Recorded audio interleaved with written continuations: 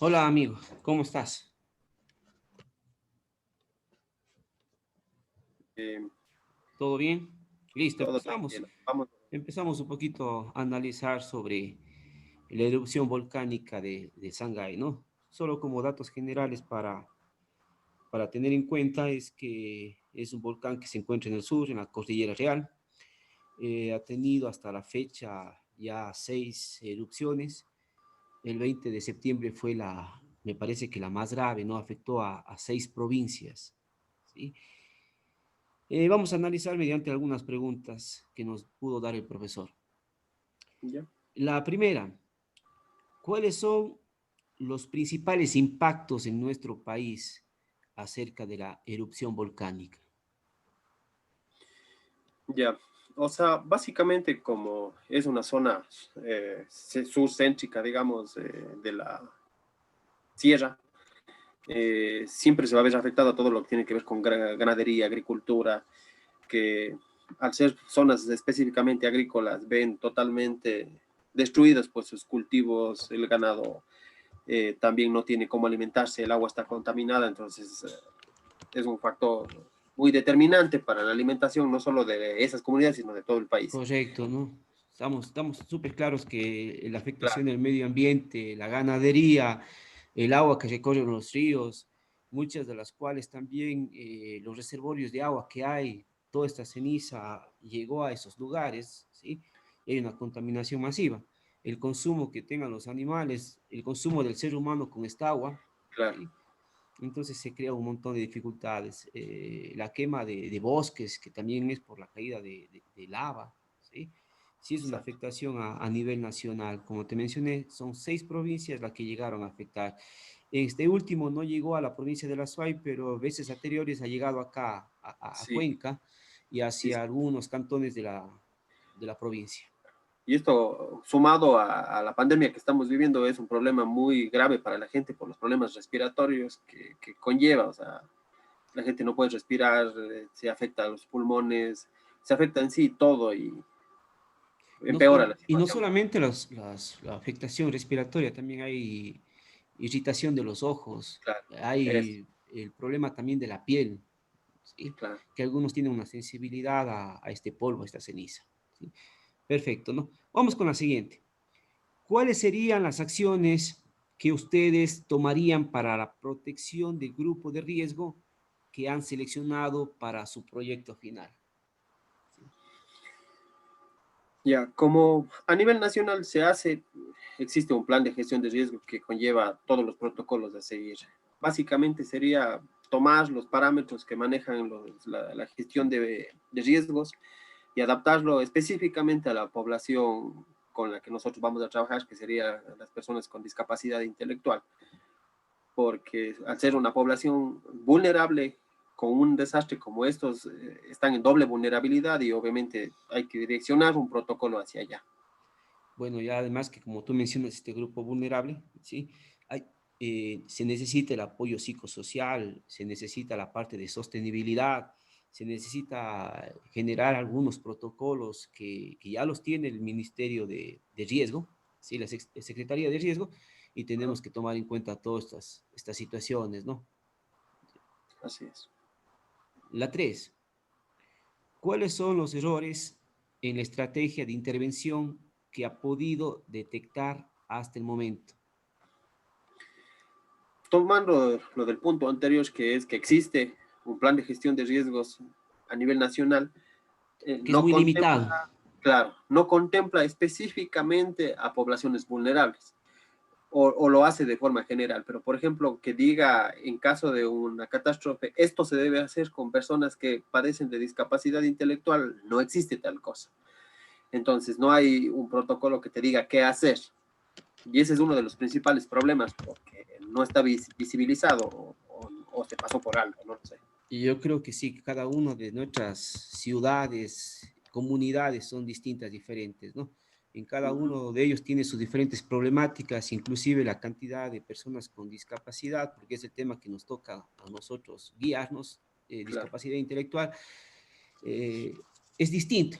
Entonces, por lo tanto, sí debería crearse o deberíamos debería ser un poquito más extenso cada uno de los estudios que se realicen para poder llegar con más claridad a estos lugares, a estas personas y cómo se puede actuar y de alguna manera poder salir de este tipo de situaciones. Exactamente. Vamos Así es. con la siguiente. Eh, ¿Cuáles podrían ser las consecuencias de una erupción del Sangay en la parte psicosocial? Bueno,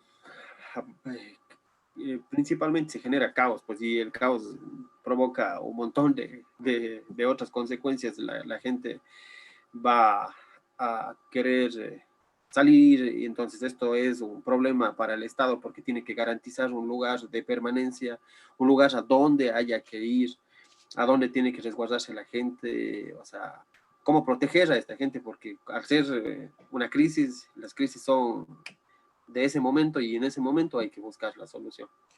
Bueno, sí, como tú lo mencionas, ¿no? Estas crisis inclusive vienen a ser un poquito ya más generalizadas, lo que es el problema en la salud en sí, el problema de la vivienda.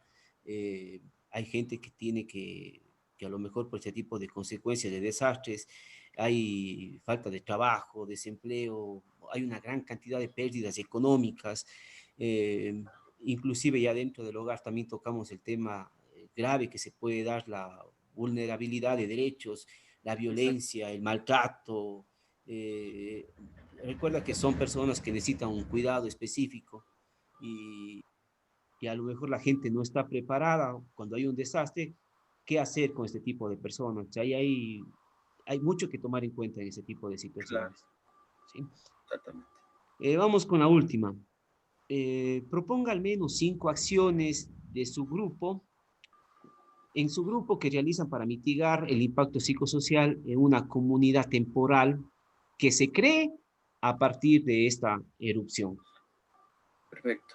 O sea, básico y principal, como primer punto, debe ser el designar un lugar adecuado, pero no un lugar adecuado general para cualquier tipo de personas, tiene que ser un lugar específico para personas con discapacidad intelectual que garantice la protección integral de estas personas. Al hablar de protección integral, obviamente nos referimos a vivienda, nos referimos a que sean ambientes protectores y sean seguros para Con su los, integridad física, que tenga alimentación, que tenga agua, todas las necesidades básicas cubiertas y al mismo tiempo que exista personal médico y todo, o sea, protección integral, como dice la perfecto. palabra. ¿Sí?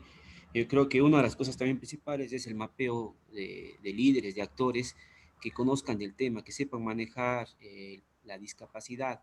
Entonces, eh, igual, con el trabajo en conjunto de algunas instituciones podemos llegar Exacto, a generalizar un cronograma bien hecho para poder llegar con las ayudas necesarias a este grupo de familia, ¿sí? exactamente. Sin dejar al lado también a las personas con su discapacidad y a sus familias, ¿no? Y en esta orientación a lo mejor que se pueda realizar a futuro, ¿sí? Poder manejar el tema de discapacidades y que un caso de emergencia, de desastre, ellos sepan qué hacer, ¿sí? Nosotros llegar con un equipo multidisciplinario y poder abarcar todas las problemáticas que se dan en este tipo de desastres naturales que se puedan dar, ¿sí? Así es. O sea, y otro punto importante también se nos ve la necesidad de crear, por ejemplo, una especie de manual o guía que nos ayude a saber qué hacer en estos acontecimientos. O sea, ponemos el lugar, ponemos el sitio, resguardamos aquí a las personas que tienen discapacidad intelectual y a sus familiares, pero ¿cuál es la guía a seguir? ¿Qué hacer? ¿Cómo hacer? Entonces, todo esto se debe hacer en algo que esté escrito, que sea una especie de manual para que nos ayude a tener una directriz que nos guíe a todos de qué hacer y qué no hacer en estos espacios. Claro, ¿no? Y también como estamos hablando de este grupo vulnerable, recordar que el trabajo mutuo con el Ministerio de Salud tiene que ser coordinado inmediatamente para que se pueda realizar una evaluación integral, física y psicológica de estas personas con sus familiares, ¿no? Porque de ahí se van a presentar algunas consecuencias en su estado emocional. Va a haber un estrés bárbaro o inclusive para prevenir a futuro enfermedades como es el estrés postraumático, como es la depresión, la ansiedad, ¿sí? Entonces hay que prevenir antes de llegar a ese tipo de situaciones a futuro. ¿Sí? Y para eso, como tú lo mencionaste, es básico y fundamental como último punto de los 5 que nos compete, sería contar pues con ese personal que sea capacitado precisamente en esta área, en que nos ayude a contener todos los aspectos que tienen que ver con el estrés, la angustia que puede generar en las personas con discapacidad intelectual, porque tenemos que tener claro que al no ser una población común, digamos así, o normal, entre comillas, no sabríamos cómo ellos están sufriendo las consecuencias de este traslado, de esta emergencia. Entonces, es fundamental contar con personas que nos ayuden a contener y que al mismo tiempo nos ayuden a dotarles de herramientas a los familiares de las personas que tienen discapacidad intelectual para que ellos también sepan qué hacer en este caso. Porque al ser una crisis, obviamente genera cosas nuevas que antes quizás no se contemplaron. Entonces, por ejemplo, la familia no va a saber qué hacer, cómo contener y cómo evitar que sus familiares que tienen discapacidad no sufran las consecuencias de lo que está pasando. Perfecto, amigo, tú tienes toda la razón, ¿sí? Bueno, con esto terminamos el trabajo. Me despido, cuídate mucho, ¿sí? Un gusto, muchas gracias.